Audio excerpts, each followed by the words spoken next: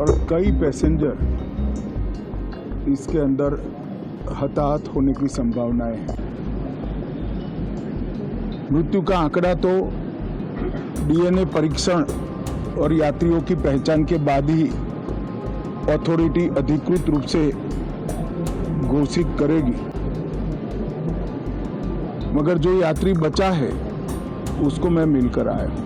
अहमदाबाद से लंदन जा रही एयर इंडिया की फ्लाइट टेक ऑफ के महज 2 मिनट बाद ही हादसे का शिकार हो गई। जहां ये विमान गिरा वहां एक बहुमंजिला बिल्डिंग थी, डॉक्टरों का हॉस्टल, जिसमें उस वक्त दर्जनों लोग मौजूद थे। धमाका इतना भीषण था कि मलबा, आग और चीख पुकार ने पूरे इलाके को झकझोर दिया। रह रहकर उड़ते रहे धुएं के गुबार और जलते टुकड़े इस हादसे की भयावहता को बयां कर रहे थे। और ऐसे वक्त में जब देश सदमे में है, गृह मंत्री अमित शाह पहुंचे अहमदाबाद। सीधे घटना स्थल की ओर रवाना हुए शाह। बचाव दलों से जानकारी ली, हालात का जायजा लिया और फिर वहां से पहुंचे अहमदाबाद सिविल अस्पताल, जहां घायल यात्रियों और बिल्डिंग के निवासियों का इलाज चल रहा है।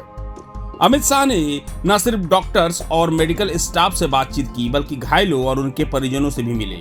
उनकी आंखों में आंसू थे, लेकिन एक भरोसा भी कि सरकार साथ खड़ी है। गृह मंत्री ने इस दौरान भरोसा दिलाया कि सरकार घायलों के साथ है, पीड़ितों के साथ है।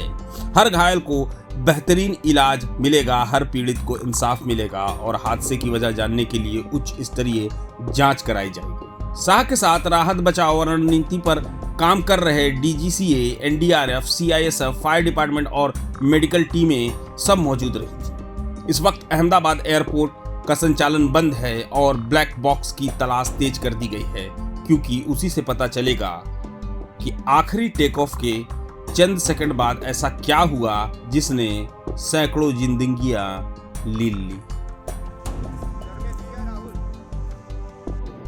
दोपहर को एयर इंडिया की फ्लाइट संख्या AI 171 दुर्घटनाग्रस्त हुई और कई पैसेंजर इसके अंदर हताहत होने की संभावनाएं हैं। इस घटना से पूरा देश क्षुब्ध है और पूरा देश एक साथ पूर्ण संवेदनाओं के साथ ये जो दुर्भाग्यपूर्ण हादसे में पैसेंजर हताहत हुए हैं, इनके परिजनों के साथ खड़ा है। सबसे पहले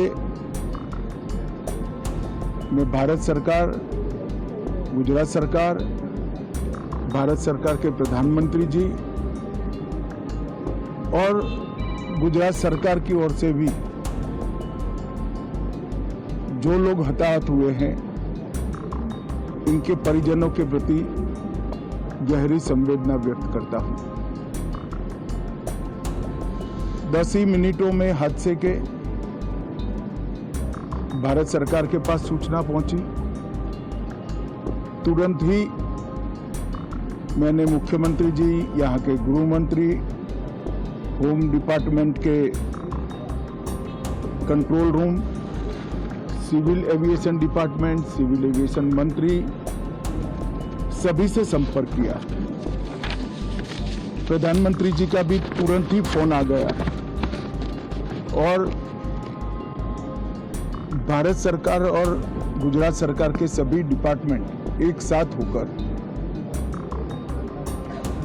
राहत और बचाव कार्य में लगे। इस विमान में कुल मिलाकर 230 यात्री देश के और विदेश के और 12 क्रू मेंबर सवार थे।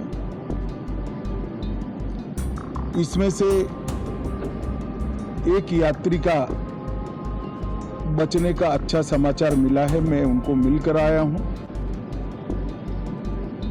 मृत्यु का आंकड़ा तो डीएनए परीक्षण और यात्रियों की पहचान के बाद ही अथॉरिटी अधिकृत रूप से घोषित करेगी, मगर जो यात्री बचा है उसको मैं मिलकर आया हूं। घटना के तुरंत बाद गुजरात सरकार ने बहुत त्वरा से डिजास्टर मैनेजमेंट की सारी इकाइयों को अलर्ट करते हुए, चाहे हेल्थ डिपार्टमेंट हो, चाहे फायर ब्रिगेड हो, चाहे पुलिस विभाग हो, भारत सरकार की भी सीएपीएफ को संपर्क कर सभी ने एक साथ मिलकर राहत और बचाव का कार्य चालू किया। मगर 1.25 लाख लीटर ईंधन विमान के अंदर ही था और लगभग गर्मी तापमान इतना ऊंचा हो गया कि किसी को बचाने की मौका ही नहीं मिला। अब मैं घटना स्थान पर भी जाकर आया हूं। सारे यात्रियों के मृतदेह को बाहर निकालने का काम लगभग समाप्त हो चुका है। जितने यात्रियों के परिजन यहां पहुंच चुके हैं वो सबका डीएनए लेने की कार्यवाही भी 2-3 घंटों में समाप्त हो जाएगी। विदेश में जिनके परिजन हैं उनको सूचना देने की कार्यवाही समाप्त हो चुकी है और जैसे ही पहुंचते हैं उनके भी डीएनए सैंपल लिए जाएंगे और मृतदेहों की पहचान के लिए जितने मृतदेह मिले हैं इनके भी डीएनए सैंपल लेने की कार्यवाही समाप्त हो चुकी है। गुजरात में ही लगभग 1000 के आसपास डीएनए टेस्ट करने पड़ेंगे। ये सभी टेस्ट करने की क्षमता गुजरात में विकसित है, तो डीएनए टेस्टिंग के लिए कहीं गुजरात के बाहर जाने की जरूरत नहीं पड़ेगी। गुजरात की एफएसएल और नेशनल फॉरेंसिक साइंस यूनिवर्सिटी दोनों मिलकर कम से कम समय में डीएनए का परीक्षण पूरा करने के बाद परिवारजनों को अपना परिजन का मृतदेह सौंपने का काम करेंगे। उनके रहने की सुविधा, उनकी सांत्वना की सुविधा, जिनको मेडिकल प्रॉब्लम ट्रॉमा के कारण हुए इनकी मेडिकल की सुविधा, ये सारी व्यवस्था बहुत सुचारू रूप से हो चुकी है। अभी रिव्यू मीटिंग में सारी व्यवस्थाओं को हम सब मंत्रियों ने साथ में मिलकर देखा है। एविएशन डिपार्टमेंट ने अपनी जांच शुरू कर दी है और जांच तेजी से आगे बढ़े इसके लिए भी एविएशन मंत्री जी ने सूचनाएं दी हैं। मैं फिर से एक बार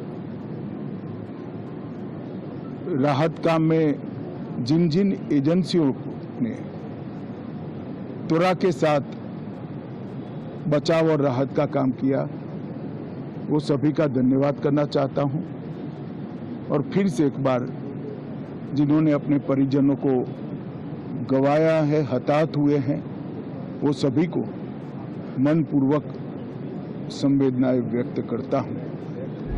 प्रभातखबर.com, विश्वास वही, रफ्तार नहीं।